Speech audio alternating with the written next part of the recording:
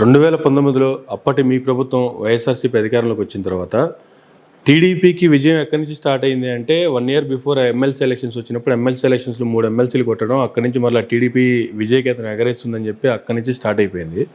కానీ ఇప్పుడు 2024లో అధికారంలోకి వచ్చిన తర్వాత 2 నెలలకే వచ్చినటువంటి ఉత్తరాంధ్రలో ఎమ్మెల్సీకి సంబంధించి చూసుకుంటే టీడీపీ దూరంగా ఉండాలనేటువంటి నిర్ణయం తీసుకుంది. ఎందుకు అలాగా? అంటే అసలు దానికి దీనికి సంబంధం లేదు అమర్నాథ్. ఆ ఎమ్మెల్సీలన్నీ ఈ ఎలక్టెడ్ రిప్రజెంటేటివ్స్ ఎమ్మెల్సీ కాదు, అది పట్టభద్రుల నియోజకవర్గం. అంటే majority of the literates, illiterates కాదు, మెజారిటీ ఆఫ్ ద లిటరేట్స్ ఓట్లు వేస్తారు, గ్రాడ్యుయేట్స్. Yes sir. అందులో ఓట్లు ఆల్మోస్ట్ మోర్ దాన్ 1.5 lakh ఉంటుంది ఒక్కొక్క ఆ పర్టికులర్ ఎమ్మెల్సీ స్థానానికి. సో అది ప్రిడామినెంట్లీ ప్రజలు ఓట్లేసేది. ఇదేంటంటే పార్టీ గుర్తు మీద నెగ్గిన ప్రజాప్రతినిధులు ఓటేసేది. సో ఎంపీటీసీలు, జెడ్పీటీసీలు వీళ్ళందరూ, సర్పంచులు, అంటే సర్పంచులకు పార్టీ గుర్తు లేకపోయినా పార్టీ అఫిలియేషన్తోనే కంటెస్ట్ చేశారు. అండ్ తెలుగుదేశం పార్టీ కంటెస్ట్ చేయలే. అప్పుడు వీళ్ళు కొట్టేస్తున్నారు, చంపేస్తున్నారు, నామినేషన్లు వేస్తే చెతకొడేస్తున్నారు అప్పుడు. అందుకని తెలుగుదేశం పార్టీ ఎలక్షన్ బహిష్కరించింది. Okay. So they don't have representatives. So కాబట్టి ఈ ఎలక్షన్ వేరు, ఆ ఎలక్షన్ వేరు, అసలు సంబంధం లేదు. వేరైనా కూడా నిన్నటి వరకు టీడీపీ తరపు నుంచి కూడా అభ్యర్థి నిలబెట్టాలనేటువంటి ఆలోచనలు జరిగినాయి కదా. నిలబెట్టాలి అని కొద్దిమంది ప్రపోజ్ చేశారు. చంద్రబాబు నాయుడు గారు ఎప్పుడు దాని గురించి అసలు మాట్లాడాల. ఓకే. సో ఏ బేసిస్లో మీరు నెగ్గగలరు అంటున్నారో, మనం హార్స్ ట్రేడింగ్ చేయకూడదు.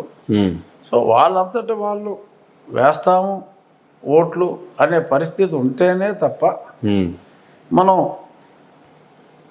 ఆ పార్టీ వాళ్ళని మన పార్టీలోకి తీసుకుని ఇప్పుడుకిప్పుడు అంత అవసరం లేదు అని చెప్పి ఈయన ముందు నుంచి స్పష్టంగా చెప్తూనే ఉన్నారు.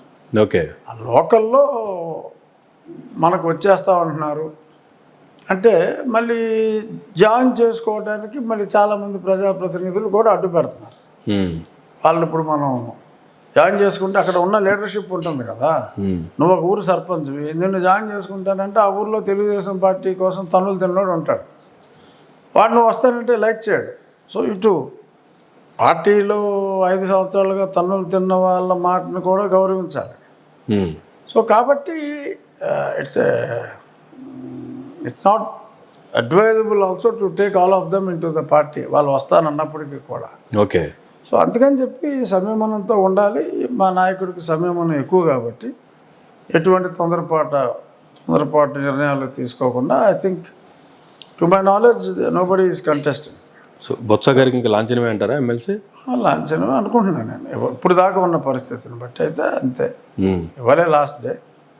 సో నువ్వు అన్నట్టు ఆ ఎలక్షన్కి దీనికి సంబంధం లేదు. ఇది ప్యూర్గా పార్టీ తరఫున ఎలక్టెడ్ రిప్రజెంటేటివ్స్ అయిన 800 మంది ఓట్లేసేది. సో మీరు ఈ వాపను చూసి బలుపు అనుకుంటే మళ్ళీ మీకే తోలవుతుంది అన్నమాట. అంటే వైసీపీకి, నీకంటే వైసీపీకి. Yes sir.